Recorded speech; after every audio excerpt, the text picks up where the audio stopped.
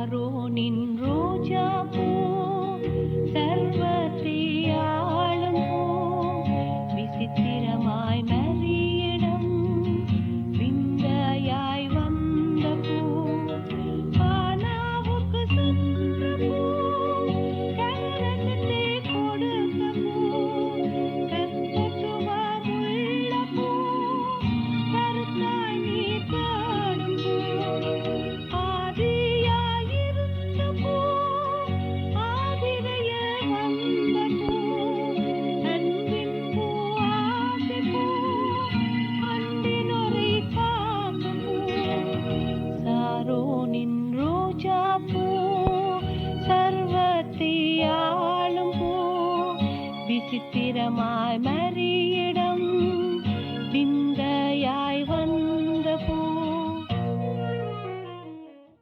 கர்த்தருக்குள் அன்பானவர்களே, அனுதினமும் கிறிஸ்துவுடன் தியான வேளைக்கு உங்களை அன்புடன் அழைக்கிறோம்.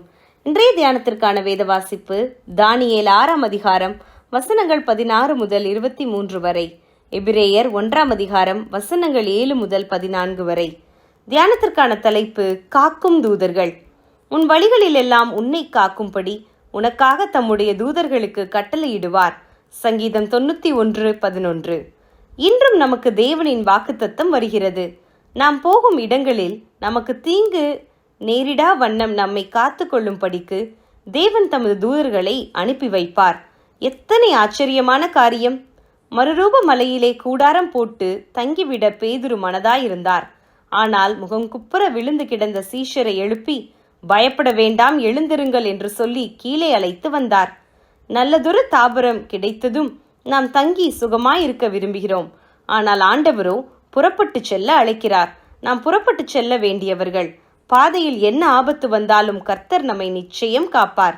இஸ்ரவேலர் புறப்பட்ட போது தூதன் அவர்கள் முன்பாக சென்றான். பின்பு தேவை ஏற்பட்ட போது விலகி பின்னால் சென்றான். கன்றுக்குட்டியிடம் சோரம் போன இஸ்ரவேலர் மீது தேவன் கோபம் கொண்டாலும் அவர்களை கைவிட்டு விடாமல் ஒரு தூதனை அவர்களுக்கு முன்பாக அனுப்பி வைத்தார். யாத்ராகமம் 33ஆம் அதிகாரம் வசனங்கள் 1-2. தானியேல் சிங்கக்கெபிக்குள் போடப்பட்ட போது அங்கேயும் தேவன் தமது தூதனை அனுப்பி காத்து கொண்டார். சிங்கங்கள் என்னை சேதப்படுத்தாதபடிக்கு தேவன் தம்முடைய தூதனை அனுப்பி அவைகளின் வாயை கட்டி போட்டார் என்றார் தானியேல். தானியேல் 6:22. அப்போஸ்தலர்களின் வழிகளில் கஷ்டங்கள், சிறையிருப்புகள் வந்தன. கர்த்தருடைய தூதனோ ராத்திரி நேரத்திலே சிறைச்சாலை கதவுகளை திறந்து அவர்களை அப்பிடியிலிருந்து வெளியேற்றினான் என்றும் வாசிக்கிறோம். அப்போஸ்தலர் 5:19. பிரியமானவர்களே, நமது வழிகளிலும் நமக்கு துணையாக மாத்திரமல்ல, மரண நேரத்திலும் கூட தேவனால் அனுப்பப்படும் தூதன் வந்து நம்மை தேவ சமூகத்திற்கு அழைத்து செல்வான். லூக்கா 16:22. ரட்சிப்பை சுதந்தரிக்க போகிறவர்களின் நிமித்தமாக ஊழியம் செய்யும்படிக்கு அவர்கள் எல்லோரும் அனுப்பப்படும் பணிவிடை ஆவிகளாயிருக்கிறார்கள். எபிரேயர் 1:14. ஆம், உன்னதமானவரையே அடைக்கலமாக கொண்ட நமக்கு ஊழியம் செய்யும்படிக்கு தேவதூதர்கள் தேவனிடமிருந்து கட்டளை பெற்றிருக்கிறார்கள். கிறிஸ்து பிறக்கும் முன்பிருந்தே தேவதூதர்கள் தமக்கு கொடுக்கப்பட்ட ஊழியங்களை தொடர்ந்து செய்து கொண்டிருக்கிறார்கள். தேவ பிள்ளையே, கர்த்தருடைய வழிகளில் நடக்கின்ற யாவரும் தமது வழிகளிலே தனித்து போக தேவையில்லை. தேவனால் கட்டளை பெற்ற தூதர்கள் நம்மோடே கூட வருவார்கள். ஆகவே தைரியத்தோடே முன்னேறுவோம்.